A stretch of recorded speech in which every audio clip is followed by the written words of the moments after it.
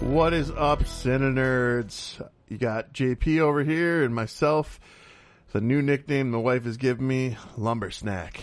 Reporting in. Lumber Snack. I saw that. Yeah, it's a little too much for me, but whatever. What I find hilarious about it is that other people have that weren't commenting or even liked the post now are saying this to me in person and through other posts. So it's a anyways, we're talking without James today about Star Wars The Acolyte in the first two episodes. Yes.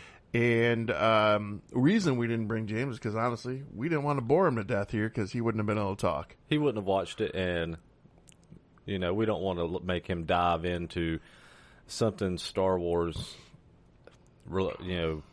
like this. And he's never watched a Star Wars film, so there's no point in having James in this conversation. I mean, yeah, he would have just been like, fucking sucked. So, like, what's a Wookiee monster? Yeah. So we're going to really geek out here. But here's the thing. We're going to do a little portion first. By the way, JP and I have not discussed our thoughts on this at all yet. As hard as it was, I wanted to ask him right through the door. Didn't say a word because I want natural, legit reactions here. We're going to have a 3-part series with this. So since only the first 2 episodes are out so far, we're just going to be talking about these first 2 episodes.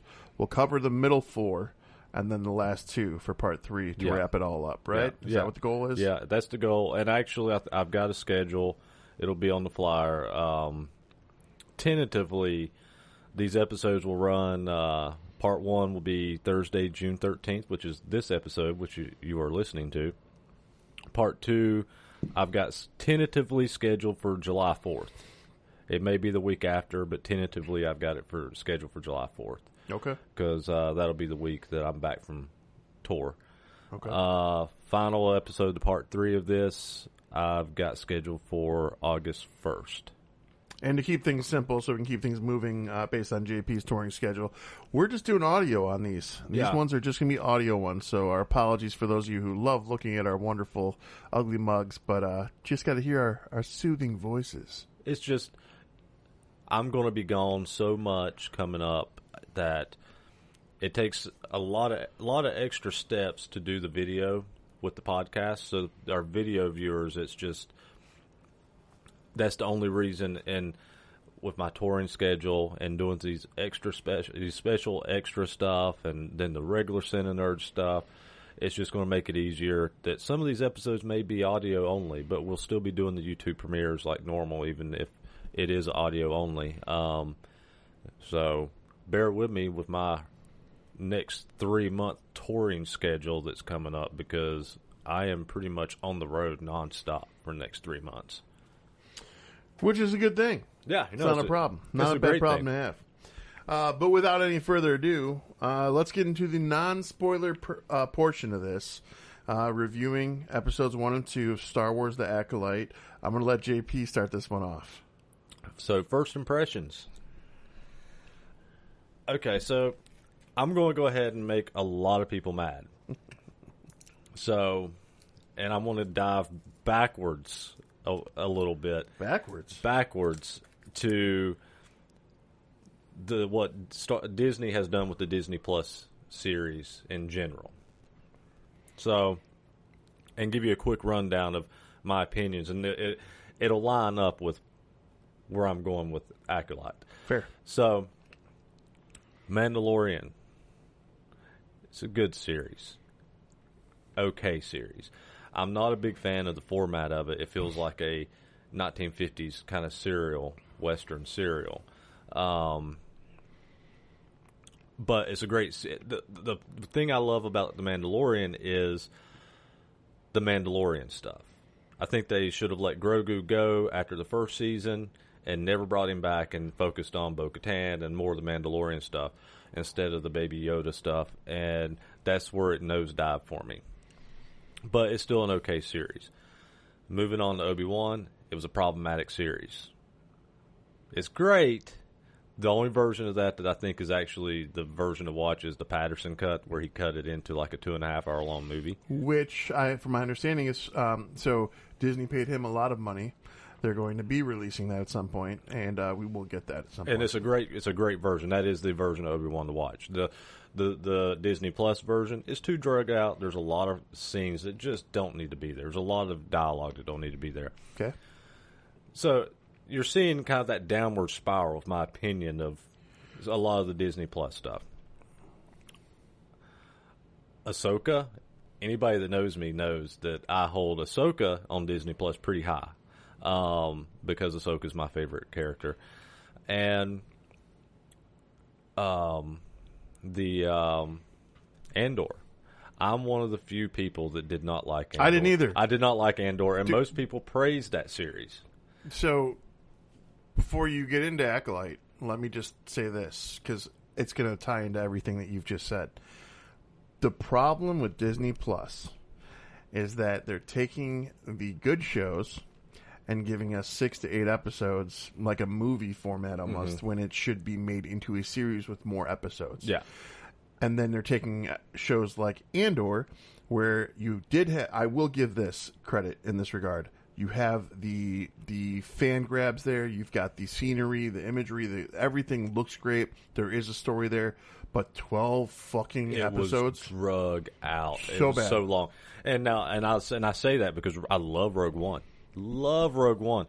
Andor, I did not love. Like you said, it's too drug out. To me, it didn't get good till the last 2 episodes. And I disagree. I did like 5 and 6. The Andy Serkis story arc was great. There was moments. It, as a whole, I think for a whole episode, like I don't think the actual series got really, really good until the last 2 episodes. I think that should have been. That one should have been 8 episodes. Yeah, it should have been a lot shorter. And Ahsoka should have been a lot longer. All right, we know the problems with all these shows. So, let's get into the Acolyte. So, when I talk about Acolyte, the first 2 episodes, we don't know what the whole series is going to pan out to be. The first 2 episodes to me felt like, even though you can tell it's a Disney Plus show, the production's a little cheaper, some of the effects are a little cheaper, and that's been an issue with all of them across the board. However, initial reaction compared to all these previous ones outside of Ahsoka is this feels more like Phantom Menace and with a touch of Clone Wars. Has a type of feel is what I got. It feels like it could have came out of the prequel films. You know, even though it takes place 100 years before the prequels, it feels like it could have fit within that timeline of the prequels, to where even if you go to the sequel series, they feel disconnected from the original and the prequel series. This feels very connected for me, if that makes any sense at all. It's strategic. It's from Disney. They're trying to tie it together, in my opinion. Some of the theories going around that I've already seen that would definitively tie it into Phantom Menace is that we will get some kind of version of Darth Plagueis, whether it be him or it be his master training him or something to that effect. Mm-hmm. Clearly, spoilers. We'll talk later. Yeah, we'll get that after the initial. Yeah. So that's kind of my initial is, without telling you if I like it, love it, or where I'm at with it right now, it feels very connected to the original prequels. Connected? Are you a fucking politician? He's playing that real safe, guys. Yeah. Real safe. All right. On to me? On to you. All right. Pun intended. This shit's forced. It felt forced, and I didn't like it. I didn't like that I felt forced. Not that I didn't like The Acolyte, because I did enjoy The Acolyte in certain aspects. So... there's a lot of things that I disliked about these first 2 episodes. We'll definitely dive into that. Okay, spoiler-free version.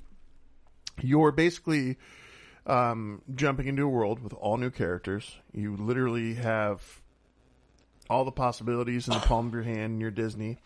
But Disney isn't looking this from the culture. They aren't looking this from the fan base. They're looking this from the checkbook. And I feel like a lot of this was cash grabs. I feel like a lot of it was forced. There's an element I'll talk about later that has been beaten to death in the Star Wars universe that I really am mad they implemented. There's a lot there. However, it's only the first 2 episodes. Now, from what I understand, there are numerous people and numerous media outlets, podcasts that received episodes 3 and 4. And from what I've heard, it doesn't get much better in those 2.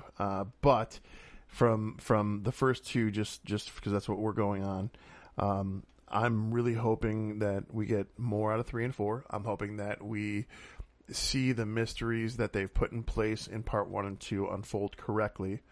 And I'm hoping the storytelling improves. I was concerned going into this about everyone freaking out online about the woke aspect and all the politics of it all. Let me just say this stance on Star Wars and politics and the woke aspect. If you are somebody who needs to have a woke element in a universe, a galaxy full of hundreds of thousands of different species, then you're missing the whole point to me. Yes, I'm cool with the female side of this. I'm cool with the male side of this. I don't care about that stuff. But as far as I've seen some people bashing or being happy that there's no white people in the cast and this and that, and it got really, really deep online. Some people are really taking this to heart. Yeah. So I didn't even care about that going into this. I was more mad at people for even bringing up the conversation. This is something that should just be Star Wars. Just enjoy it. I'll be honest with you. I've not looked at any of the comments about anything, so I've not even seen people complaining about the wokeness. I've actually really tried to avoid anything that has pertained to the series as a whole. I've not even read articles. When I see them pop up for months, I've just ignored them. And I went in blindly and watched it, and I didn't notice that there was a diverse cast. I didn't even notice. You essentially, we've got 2 white people, which is awesome. It doesn't matter. That's fine. But I did enjoy the diversity of the cast. But I mean, outside of a couple humans, it's all aliens. Well, yeah. So who cares? Yeah, who cares? I mean, like I said, I didn't even notice that it was a really diverse cast because I just wasn't paying attention. I was just trying to absorb the Star Wars, and I didn't even notice. And nothing felt woke for me in the storytelling. I hate using that word. I hate the word too, but it's what people have used. So nothing felt forced in that aspect. I mean, and there's a lot of TV series and movies that do force that stuff, and it is very noticeable, and it kind of takes me out of the film or series. This I didn't notice it. You know, if there was, I was like, I didn't pick up on it. It just felt like they were just trying to push what story they had along. So I can understand where people want to have that balance there to see it on the big screen. But what people don't know is that there's a whole expanded universe of Star Wars that went well before and well after the movies that you know. And I myself, because now they have made the expanded universe, for some of you who don't know, they made that into what's called Star Wars Legends. It's no longer canon to the movies or the current books they have in place. Tell that to Dave Filoni. Dave Filoni keeps definitely, and you know what? I like when he moves certain elements to his advantage. First of all, he should be in charge, not Kathleen Kennedy. Yeah, Dave Filoni, all day long, that company should have been given to Dave Filoni at the very beginning. I understand why it wasn't. I understand on paper, Kathleen Kennedy should be the one running the company. If you look at her, the films and stuff that she's worked on since the 80s, on paper, it makes sense why she was selected. Why Lucas selected, because Lucas did hand select her. Well, but at the end of the day, Filoni has the want, the knowledge, and knows where to take the story. He does, and he understands the writing elements and how to make it appeal to your old fans and new fans. And so I love that, and I think that was done well. But in that expanded universe, you have Jaina and Jason. You've got Princess Leia, who, without being, she's technically a Jedi in the expanded universe, but without using those Force powers, she basically becomes the new Mon Mothma, in charge of the New Republic. But Jaina, her daughter, her and Han Solo's daughter, becomes the sword of the Jedi. Just one example. Then you go back further. You go back to when there was a multitude of Sith in the universe in the books, and you go into the Darth Bane era, and Darth Bane's apprentice was Darth Zana. There are so many badass women in this world, and for those who don't know, or for a Kathleen Kennedy to come forward and say that it's time for Star Wars to be this, it's always been that. Stop making it something it's not. Just enjoy it. I think most fans would be fine. I do too. If they would take some of that expanded universe, the legends now or whatever, and bring some of those characters back. That's what a lot of people are mad about, is they've read those books. They read those books for years, and now it's not even canon. Tell me about it. I read almost this is no joke. There's 200 combined comics and not books and graphic novels that I read through, keeping the continuity of the story going. I started with Shadows of the Empire, which took place between Empire Strikes Back and Return of the Jedi. That's amazing. It is. It's excellent. Prince Iser in that. Great character. And then went forward. By the way, he was in Clone Wars. If you remember, that was awesome. That was a great throwback. But then you go forward and you go into the Zahn, or the Timothy Zahn era with Thrawn, and how it builds up, and it goes into the new Jedi Order, which is 23 books long. In that book series, I'm sorry if anyone intends to ever read it, but in that book series, you have the younger brother of Jaina and Jason, Han and Leia's kid, Anakin, he dies in that book series. Chewbacca dies in that book series. These things crushed me. I was so vested in these stories and these characters. So now those are gone. Now we're moving forward. We've got the canon. We've got the... I started reading The Light of the Jedi for the High Republic era, which is where the Acolyte takes place. And now I'm into Fallen Star. I'm going to have to go back and start these over now because I want to see how they tie in correctly. I started to pick those books up, and then I've heard a lot of people say they're slow. They're very slow, and so I haven't picked them up. I've been a little on the fence. So the story... Let me rewind here. If you are somebody who appreciates audiobooks, are you? Yeah. Okay, so one thing that Star Wars does better than any other media outlet is audiobooks. So if you feel like there's a slow part even in the beginning, all the sound effects, all the Star Wars effects, the voice, the guy who's doing all the narrating, is just so fucking magical. It is ridiculous. It brings you back into it like you're experiencing a movie or a show. And when I was The Light of the Jedi too, the villains are called the Nihil, and the Nihil are essentially a space pirating horde of bad guys. They're kind of a warrior race, warrior caste. Weakness is killed and crushed. But these barbarians, if you will, are led by certain people that steal a technology, and they know how to basically do warp speed, whatever you'd call it. I'm having a brain fart. Light speed. Light speed here. They basically they don't have rules to what they can do. They can jump at any point, at any moment, and it makes it impossible for the High Republic fleet to fight and combat that.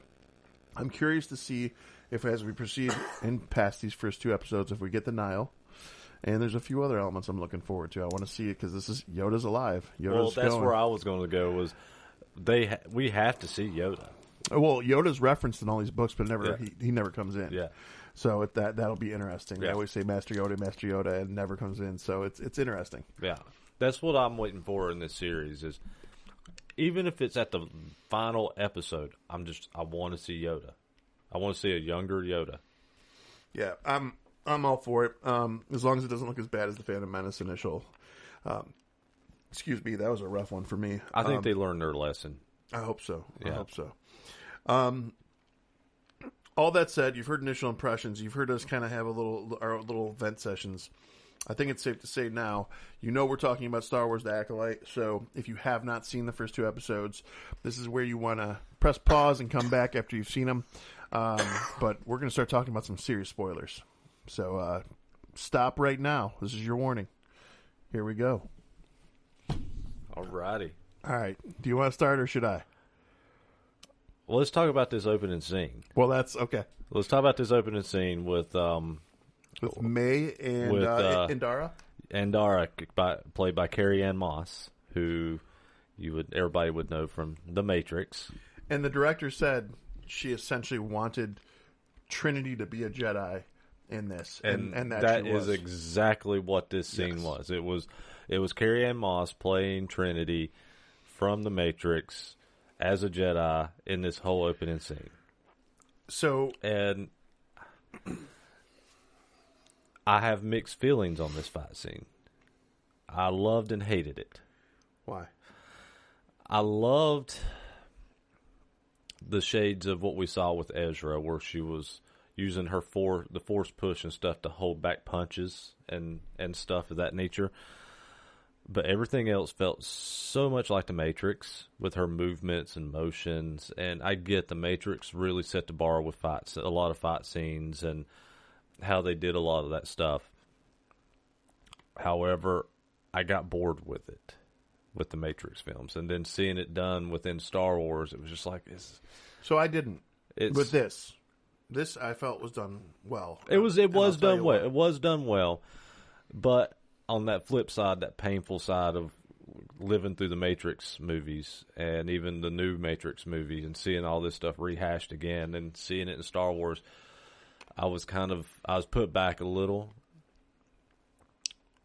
And I didn't hate it. Like you said, the fight scene is amazing. It really is amazing. It's just, it felt like if you put Neo in there, you would have been watching the Matrix.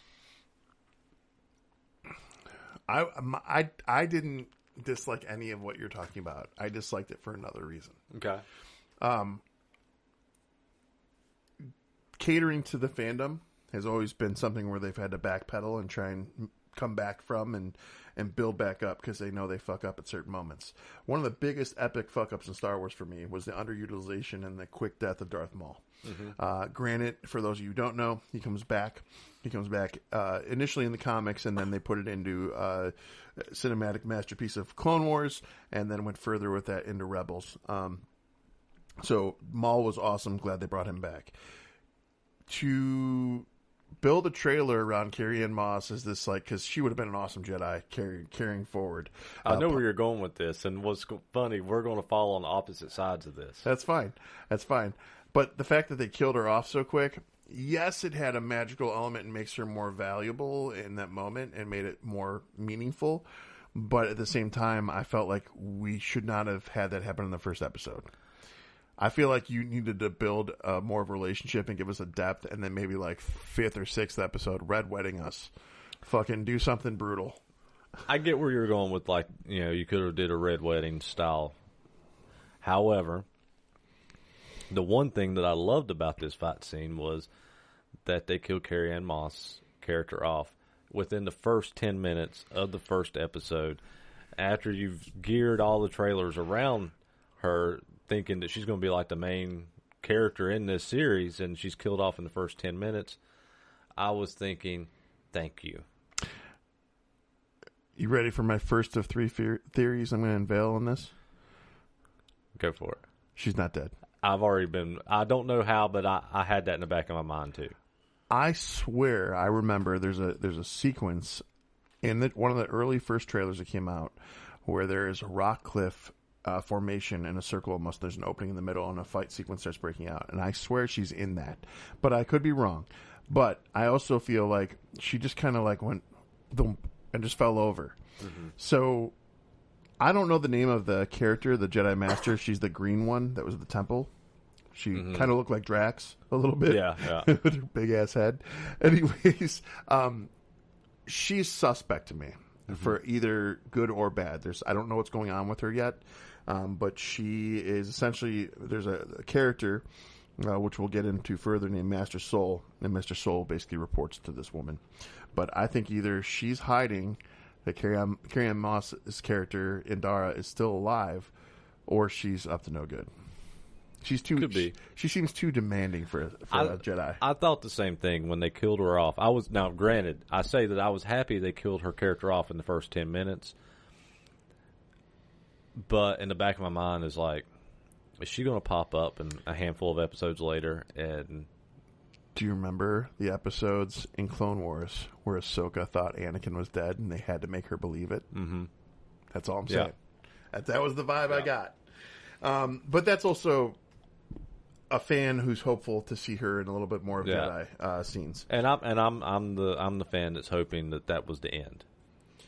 And I agree to a certain point, but man, it'd be good to have her come back and be a later death scene for real. I think what made me happy about them killing her off in the first 10 minutes was because I thought she was going to be like the main character in this series. I totally Master Soul. I've had that vibe, and when they killed her off in the first 10 minutes, I was just like, okay, I can get behind this because maybe this means we're going to get some younger, newer characters, and we're not going to focus on her since she's the bigger name in this series.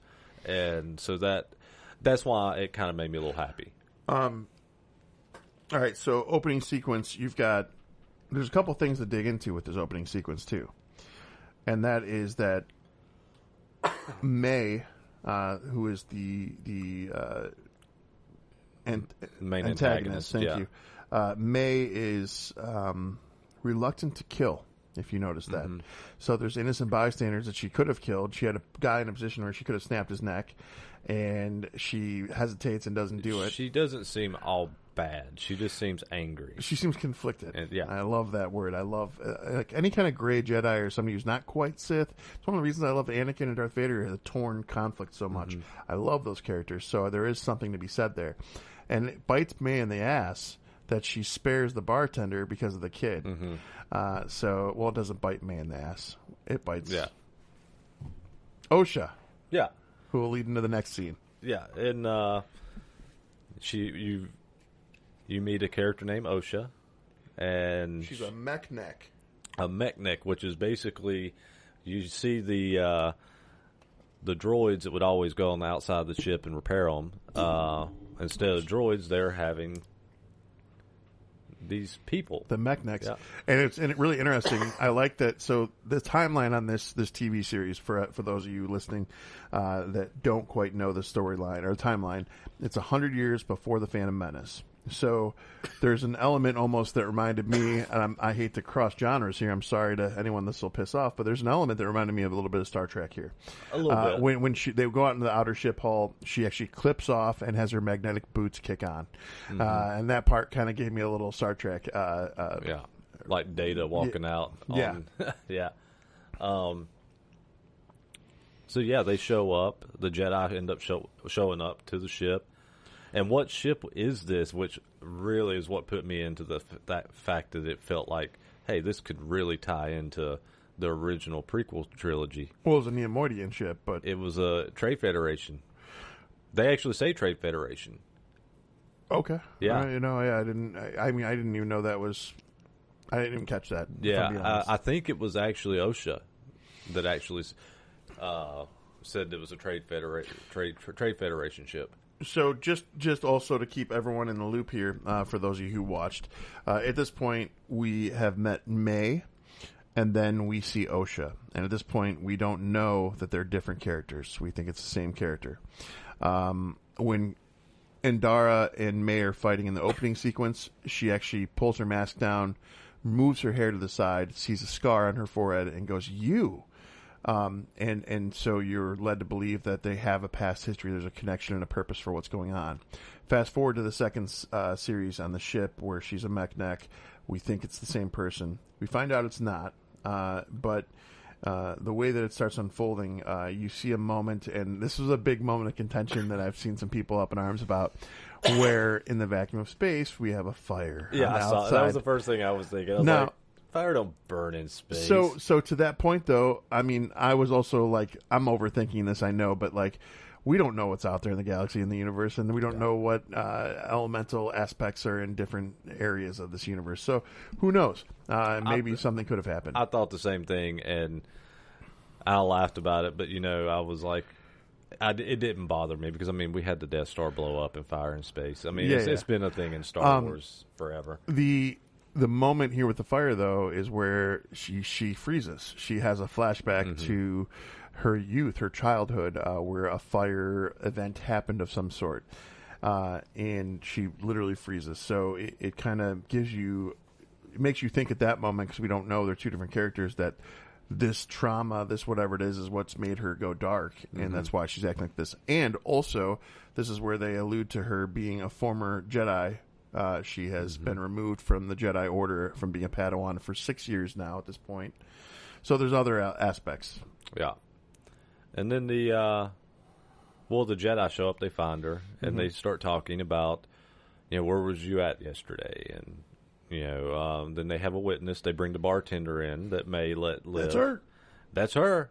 Because it's a twin sister. They look. And this brings in my biggest complaint. All right. For those of you keeping track now, this is our fourth set of twins in the Star Wars universe. I can't deal with any more fucking twins. As soon as he walked in, it said, that's her. And it was showing her, and I was just like, it's a twin. It's a twin. It's another freaking twin. So we got Luke and Leia. We got Han and Leia's kid, Jaina and Jason, in the Expanded Universe or Legends. And then you've got, there's a twin sons that are in the Old Republic era, that one is dark side, one is light side, and they have to basically fight it out.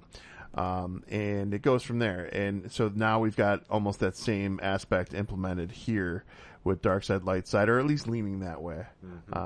But these twins don't know each other's alive. Oh.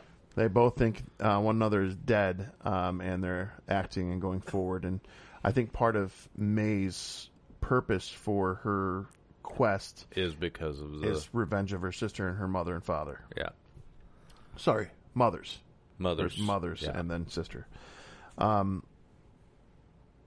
Now, all that said, we've got a whole bunch of events unfolding where you see what May's path is. And May is obsessed with killing 4 Jedi. Indara was the first one. There's another one in episode 2 named Torben, Master Soul, who's in both episodes, and then there's Master Kalnaka. Which is a Wookiee monster. Which is a badass looking Wookiee, and I'm really excited to see where that goes. That could be really cool.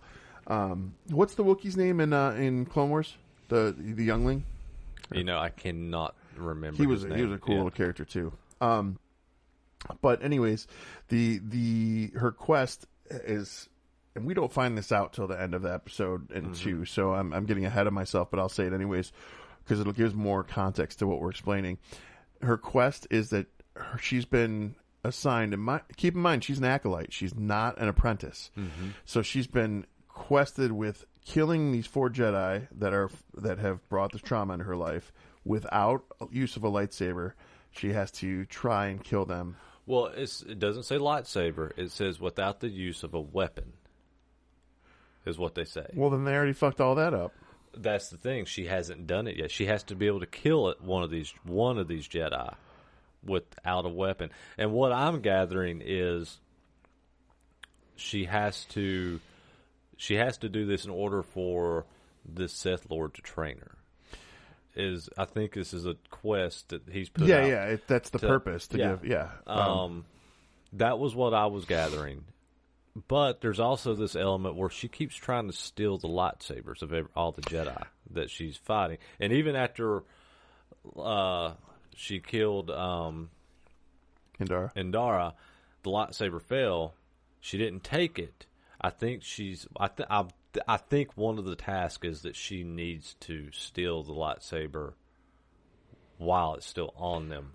So that's interesting to see it from that set. So me personally, I think that the temptation of using the lightsaber is easy for her, and that's why she keeps going towards the lightsaber.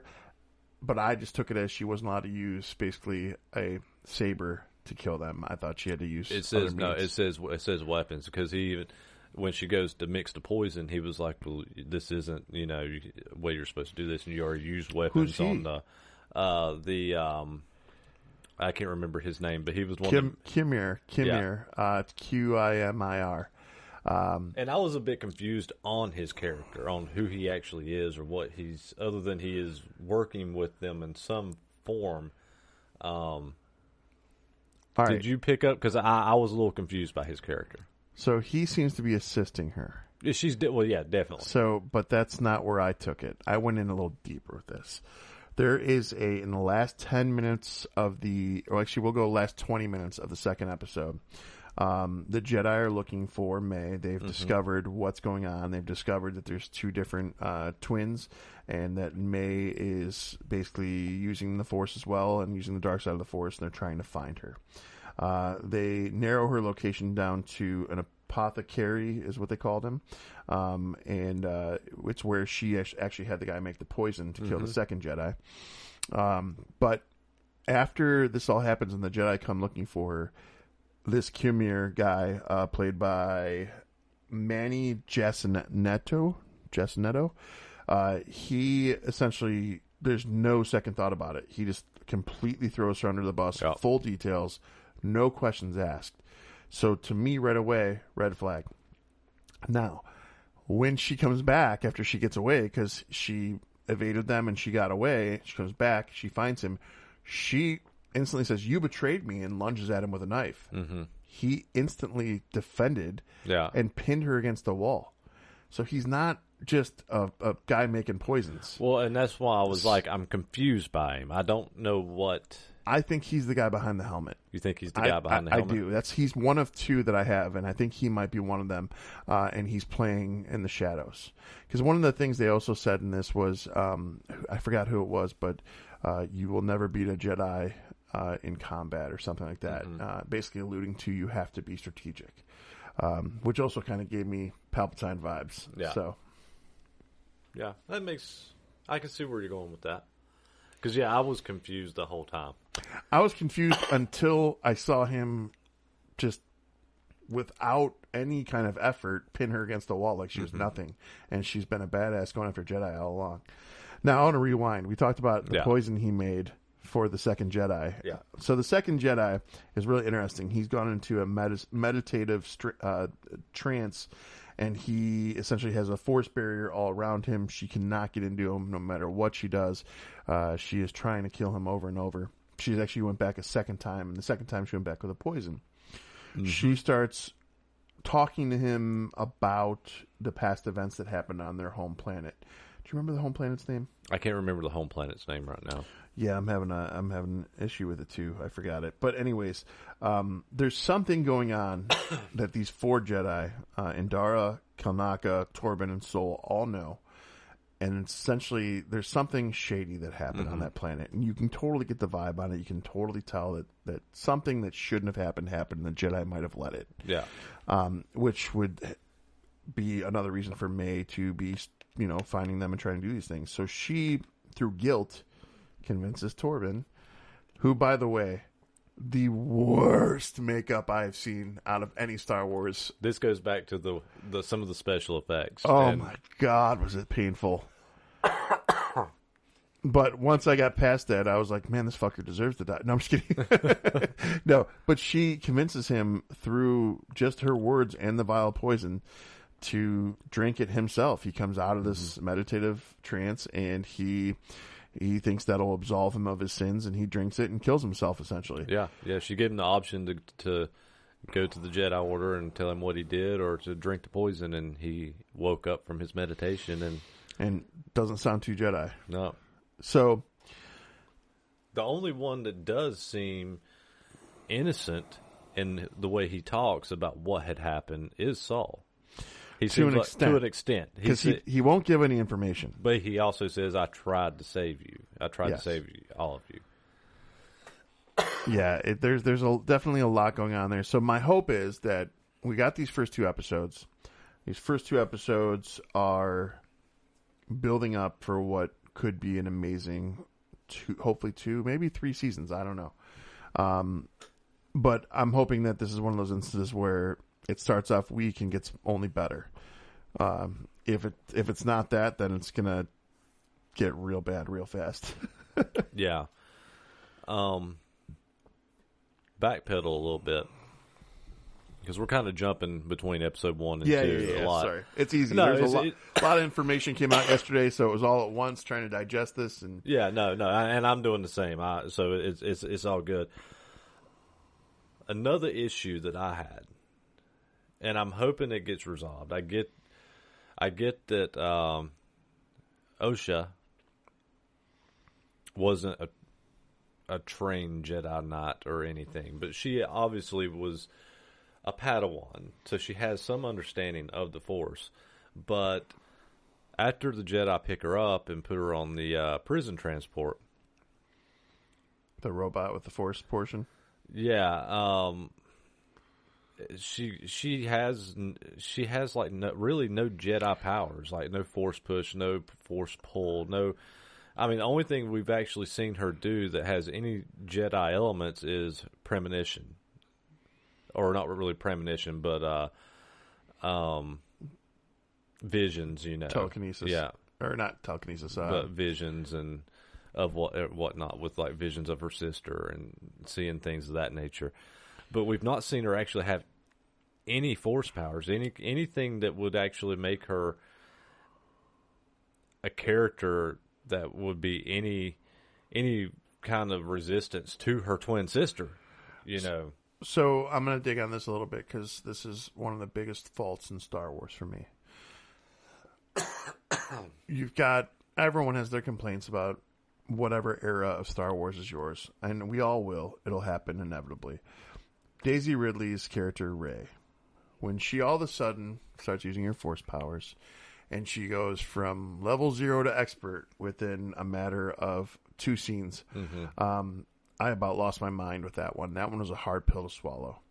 I was reminded of that, sadly, in Ahsoka when Sabine got her powers out of nowhere, just starts kicking in, and hey, I can get him all the way over to Thrawn's ship. And there's this whole push, but I really don't want to see that happen. I think it worked better with Sabine than it did Rey, though. It killed the moment for me completely. It didn't kill it for me. I think, not to dive too much into another series, I think that she had that power, she just didn't know it, and Ahsoka knew it, and she finally understood it in that moment.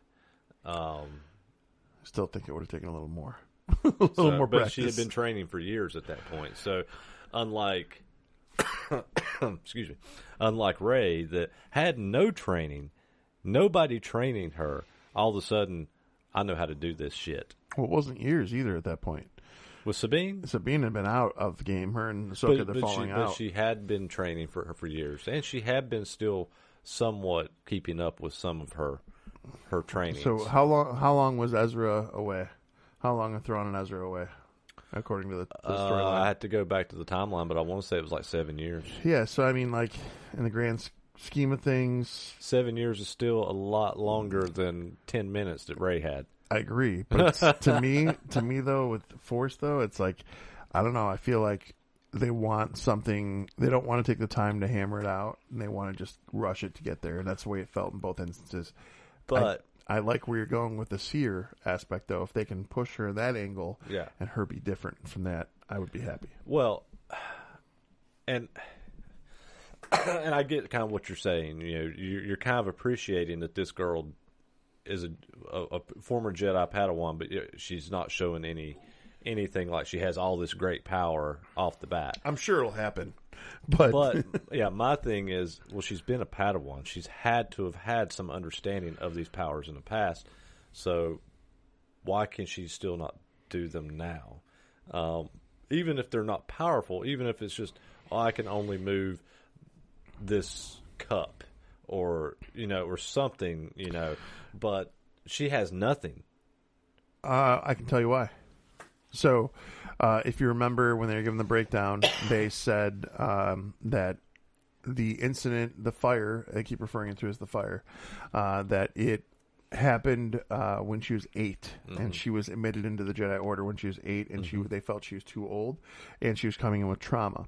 So if she, I don't know how old she is in this timeline, but my guess is that she maybe, if she went in at 8, and they actually said how many years it had been, and I can't remember what it was. Yeah, I can't either, but if she hadn't been practicing for 6 years, you figure she's got about as much time as Sabine. So she's got probably, I'm guessing, 7 to 8 years tops, maybe, would be my guess. I mean, that's fair. That's a fair assessment. So, and then, I mean, it took a traumatic event for Sabine to get hers after that many years. So So we can agree on that part. we can. I still, like I said, I would like to see and that to that point though.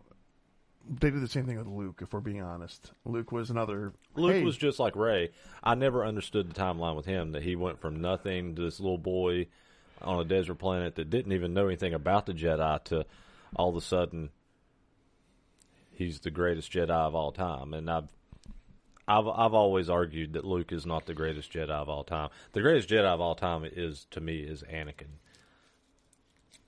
Even though he turned to the dark side, but there's another one that did that better. Who are we going with? Revan.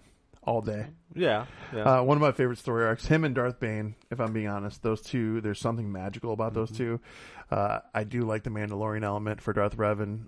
And I'm really hoping, because on IMDb, we were just talking about the cast, what's listed on there for the first two episodes, and they haven't put everyone in there. And not everyone has a name to their character, just that they're there. One of the rumors that kept going around was Keanu Reeves. And Keanu Reeves, I think, based on the male portrayal of Revan, would be spectacular as Revan. Oh, absolutely. But the only way you can implement Revan into this series would be holocrons and things like that. Yeah. So if they do that, I'd be really happy. But also furthering back, Star Wars, man, Star Wars. I can shoot off in a million different worlds with this. One of my other questions is, what do you feel about the Acolyte and this Dark Lord? Do you feel that there is something happening following the Rule of Two? Do you feel like she's an Acolyte because he's only an apprentice with the Lord? What do you feel is happening there? Or do you feel there's a multitude of Sith? I don't know if we're going to see a multitude of Sith. I hope.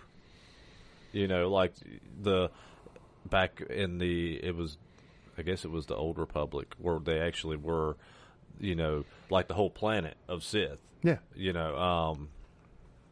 That would be, and it was that Bane that killed him? Bane killed him. He's the one who implemented the Rule too. Yeah. And I would love to see a huge Sith planet, but I don't think that's going to be the case. I don't think that that's an apprentice. I think it's a Sith Lord, and I think he's trying to find his apprentice.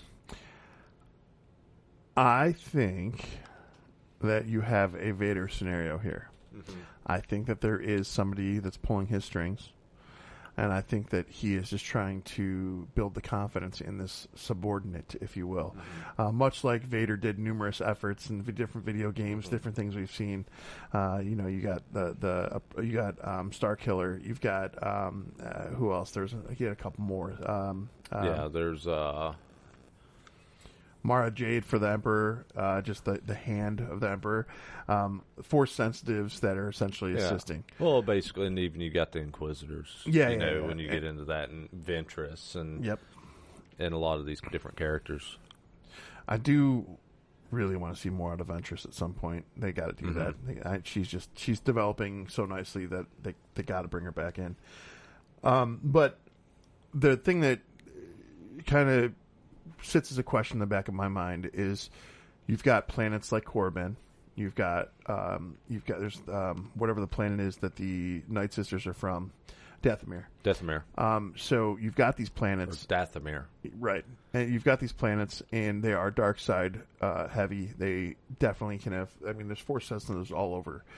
So there could be, and even there was in the Star Wars expanding universe, it was what was the Sith grouping that came out of nowhere?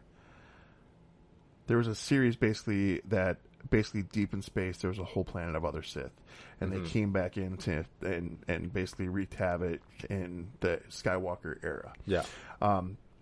So I would like to see something maybe along those lines. I would like to see a lot of Sith. One of the coolest things you'll ever see, if anyone's listening that has not seen this yet, they're the video game called The Old Republic. The antagonist in that is Darth Malgus. The books that go hand in hand with that are spectacular. And you can actually get the those on Switch now. Right. The Old Republic and Old Republic 2. I actually picked those up not long ago on Switch. Well, just the cinematics, if you type in Old Republic cinematic on YouTube and you can watch what they put together for the cinematics for that video game, you see a better told Star Wars story than most of what Disney has put out in 15 minutes. The Sith literally crash a ship through a Jedi Temple entrance and invade the Jedi Temple, and there's red lightsabers and blue, green, and amber lightsabers everywhere, and everyone's fighting, and people are dying, and it's so magical in that moment. Which takes me to my other rant. I've got a lot of them today. I'm sorry, JP. Just cut me off. No, you're fine. You're fine. Anyways, I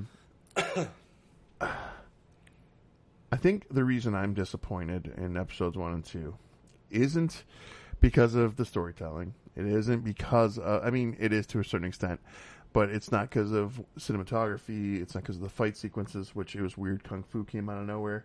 But it is, to me, I was really hoping for a Sith-centric story arc. And we haven't, I don't feel... and that's where I'm at with it. Like, I think this is my take so far. To piggyback off what you're saying, because I agree. I think we have, so far I have not seen a really good protagonist yet. I haven't seen anything in Master Soul? Well, hang on. Except for Master Soul, but I don't know how long we're going to have Master Soul. Squid Game Soul? But I don't see a good protagonist with Osha. No, I agree. I don't see a good protagonist with Osha. I do see potential for a good antagonist with May. There's a potential. I don't see it there yet, but there is a potential for a good antagonist within her. Dude, what if she just straight up kills Hatchet Mouth and just fuck all him? Like Snokes him. Well, and that would be amazing. All of a sudden, she just turns completely dark and overnight, just kind of like Anakin. Anakin, even though now Anakin was a little different. He was a powerful Jedi, but then when he gave in to the dark side, it was instant. Yep. But I think there is potential for the character of May. But on that saying that same thing, I am disappointed like you that we saw virtually nothing of the Sith in these first 2 episodes. You ready? Go for it. I'm going to keep saying that to him. All right. I need you to close your eyes and visualize with me, okay? We're talking sequel to Solo. I know it's a big one here. Everyone's got their problems with it. I wanted to see a sequel to it because of, we know why. Well, yeah. So my thoughts were this. I wanted, and this could have even been the opening sequence for Solo itself. I want Billy D. Williams walking into a cantina, and he's walking all the way towards the back, and there's games of Sabacc being played, and Han's sitting there. He's like, "Look at you, you scoundrel!" And there's some kind of conversation that ensues, and they start drinking, and then they start telling stories. That's not the way it went. This is the way it went, and they flash back. Now you've got the old guys out of the picture. You gave us all our little kicks. We're feeling good about that moment. And then I feel like you should tell Solo 2 from the point of view of Darth Maul. I want to see the Darth Maul Syndicate story unfold, and it's him hunting down Solo from the other side. So you get more Darth Maul. Now, to that point, this story is what I wanted, since I'm not ever going to get that. I wanted this story to be dark as fuck. Listen, Disney, excuse my language with the F-bomb, because I know that's not your thing, but I'm going to tell you this. If you want to see a Star Wars series blow up like you've never seen any Star Wars series before blow up, you either need to write a script for Death Troopers, or you need to get real dark real fast with our Jedi and our Sith. I mean, basically take what you did at the end of Rogue One with Darth Vader, and instead of that being a 1.5-minute scene, make it a 2-hour film. And make it just like that. I mean, you're not wrong. And look, to the flip of that, the end of season 2 with Mandalorian with Luke. With Luke, yeah. Oh my God! Like there it is again. Yeah, See the arm hair standing up. The arm hair just went up. There's certain moments, man. Those scenes get me every time. Yeah, the Luke scene in Mandalorian was fucking amazing. It was just as good as the Vader scene in Rogue One. For sure, without a doubt. And I loved it. I loved every minute of it. You know what? I did see recently. I hadn't seen it yet. I'd only heard about it. It is the Rogue One. It's the cut of Rogue One playing through into the beginning of A New Hope, and the way it flows seamlessly. Mm-hmm. Oh my God! It was like a work of art. It was great. Yeah, I have seen that. So I digress. Yeah, but I'm on the same page. Like I wanted this to be a lot darker. Well, I feel. Let me rephrase this. I wanted to see the Sith, and I wanted them to be dark and vicious as possible. But I wanted the Jedi to be as bright and beautiful as they could be, because that's how I imagine the High Republic era. And I feel like they went for that. Yeah. I feel like the moments we had with the Jedi, like what's her name, Jackie Lan, who was played by Daphne Keane. Daphne Keane, if you guys don't remember, if you saw Logan, she plays X-23 or Logan's daughter, and she's pretty badass. And her Jedi character, her alien species, is simply beautiful. The one that I'm not a big fan of, what's her name? We're just going to call her Drax, Jedi Drax, because she's got the big ugly green head. She also, even though I say that, like the color schemes, the patterns, the robes, the garments, they're so much more pristine. They're not dirty and war-bound. It's not all brown and yellow is white. I mean, look at Carrie Ann Moss's character, Indara. Her chest plate, the way that the cream or the white braids into each other, like those things were great. Those were good. Yeah, and their outfits looked pristine. They looked like they were well kept. They look like they've not been in war, right? Yeah, because they haven't. Yep. Now, here's what I'm hoping out of the series. You know, we told you this is part 1. Part 2, hopefully it gets a lot darker like we're hoping, but I'm hoping, for me, to your point, you said this reminded you a little bit of Phantom Menace, right? So to me... Well, it did not even that it reminded me of Phantom Menace. It felt like it could be... It feels like a prequel 100 years before Phantom Menace. You know, it feels pretty natural that it would move into that. I feel like with 100 years left, though... And we're talking about coming to the end of the Jedi Order. We know where it goes in Phantom Menace and forward from there. But there's a darkness that looms during the end of this High Republic era. And this is the last 400, or the last of the 400 years of this era. So I feel like we're going to get the darkness. We're going to get there. I just don't know how many seasons they're going to put us through with that. Or if this will even shine enough to go past one season. Yeah. I hope it will. I hope it does. I mean, I hope it ends up being the best of the best. I'm always hoping for that in any Star Wars. And don't get me wrong, I could sit here and bitch about details all day long, but any Star Wars content is good Star Wars content to me. I'm happy to have it. I might have my gripes and my qualms, but yeah, even I'm not one of these fans that says they're a fan but bitches about every one of them. I will say this is my least favorite. This is I wasn't impressed with, kind of like I was saying about some of the Disney Plus stuff earlier.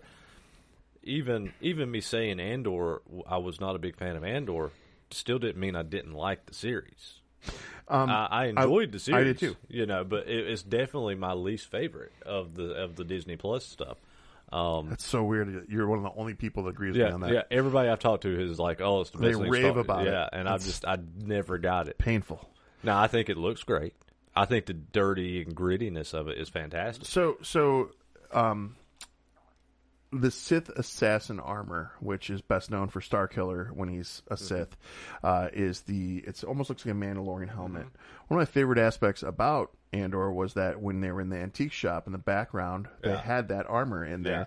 There was the throwbacks from Mon Mothma, her story, her family, the way that's going up, the political side of things from her.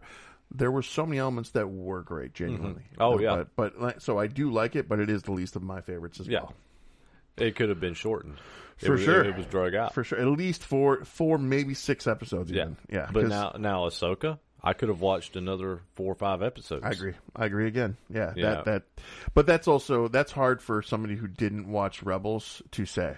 Yeah. If you haven't, like, I keep telling all adults that I meet this, that enjoy sci-fi or enjoy Star Wars, even the movies, please don't discredit watching the animated Star Wars films, because they have so much to offer. And what starts out bubbly on both sides and starts off like they're trying to be innocent and show you this different side, and it's supposed to be, pitched to kids, turns dark and wonderful in a good way. Well, I mean, I can think of 2 times in Star Wars history that I have gotten tears in my eyes. What are yours? I'm curious, because I got a couple myself. The two main moments that I have cried of anything Star Wars is, first off, I'll give you the live action one first.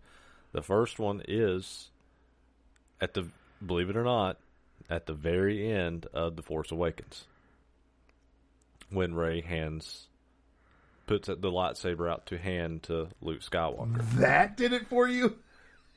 Because that was like 30 years later, here's Luke looking at his lightsaber, and it was like, oh, it's been 30 years. But then, but then the next movie, that stupid asshole director ruined that scene with throwing the lightsaber away. So, yeah, we don't want to talk about that one anymore.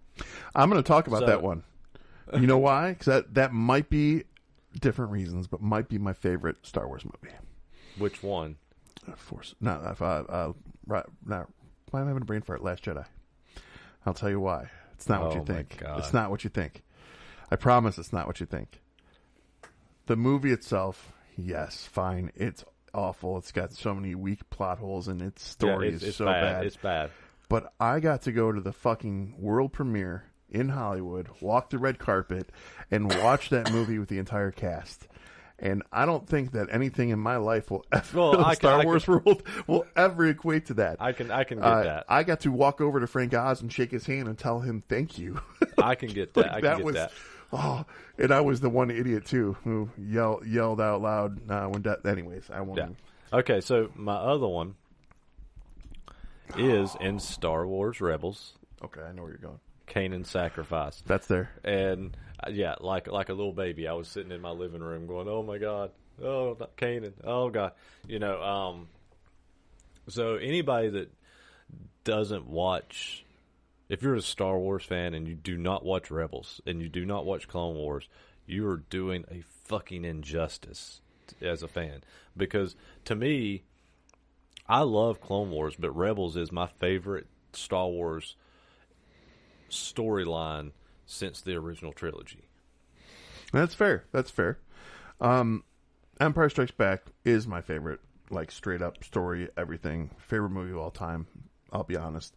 Well, Empire's still my favorite, but yeah, I mean, but that ending, that whole ending for me, I've got three cry moments. That whole ending up till when Luke yells, "No, that's impossible!" All that bullshit.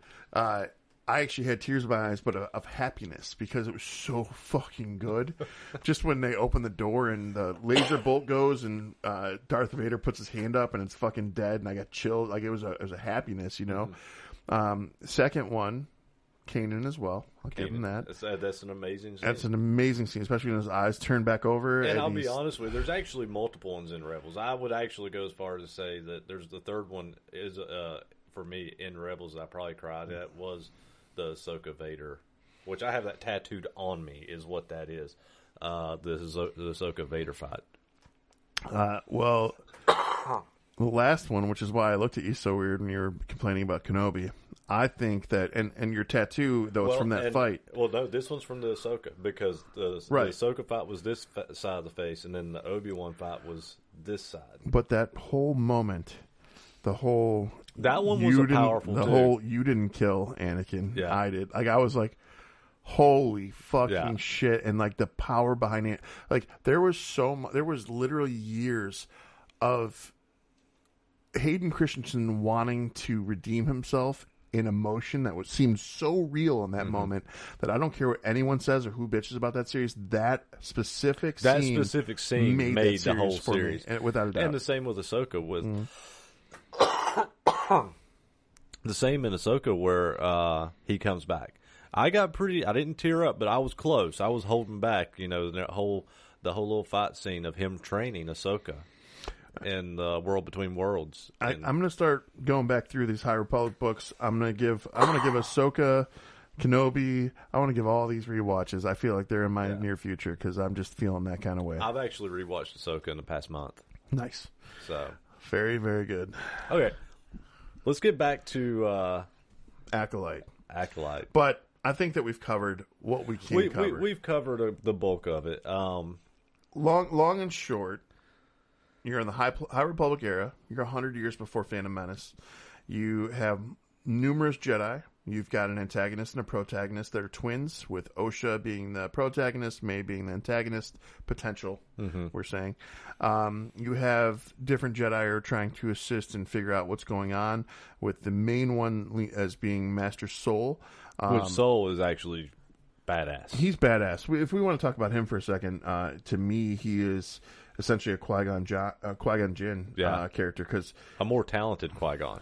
Yeah, but he also, if you're comparing apples to oranges, though, I feel like all they had to do in that era was train because there wasn't war. So, but in that fight sequence, we didn't talk about that fight sequence. Yeah, the fight sequence with Saul. That was fucking cool. That one was cool. That one was cool. So when May and Soul have a fight sequence, there is definitely some power plays happening, and Soul lets her know, you're not in charge of this fight, I am. Yeah. And he's real fucking, like she keeps reaching for his lightsaber, and he pushes her off, and then she goes to reach for her knives, and they're all gone. They're all gone because he's taking them. He pulls them up and just throws them on the ground. In pieces. He breaks them in pieces. The Master Soul, for me, I have always been a sucker for a gray Jedi. Yeah. Any gray Jedi. I like conflicted characters all day long, every day. And he's the one who's he's not caring about what Venestra, that's Drax. He's not caring about, he's not caring about Venestra's. We got to start making names up for most of these characters. Yeah, for sure. Oh my God. What's his name? Torben, that horrible makeup job. You know what he reminded me of? Dr. Loomis. Okay, there's that, but I was thinking more Starship Troopers with freaking what's his name? Michael Ironside. No. I'm Doogie Howser. Oh yeah, Doogie Howser, and he starts getting his eyes all black underneath it, and he's like frazzled. He looks like a mad scientist kind of. I was thinking Dr. Loomis because you remember in Halloween 4 the horrible burn latex that they put on his face. I do remember that. It looked like it came from just a Walmart Halloween kit. And you said Doc, and now I'm thinking more Doc Brown. That's Torben was awful. Anyways, I'm sorry guys.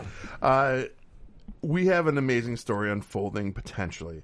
Where they take it from here, episodes 3 and 4, who knows? It could be amazing, it could be bad. There's lots of questions still going there. I'm hoping it gets better. I'm hoping it. I didn't dislike it. I didn't dislike it so far. Yeah. I'm gonna ride this out. Yeah. First 2 episodes are better than the first 2 episodes of Andor. Sorry. Absolutely, 100%. And honestly, the first 2 episodes of this is we've griped a lot about it, but I think the first 2 episodes of this is better than the first 2 episodes of Mandalorian. It's better than the first 2 episodes of Andor. It is, to me, honest. We'll rewind. You think it's better than the first 2 episodes of Mandalorian? I do. Oh, I don't. I do. I disagree with that one. I don't think.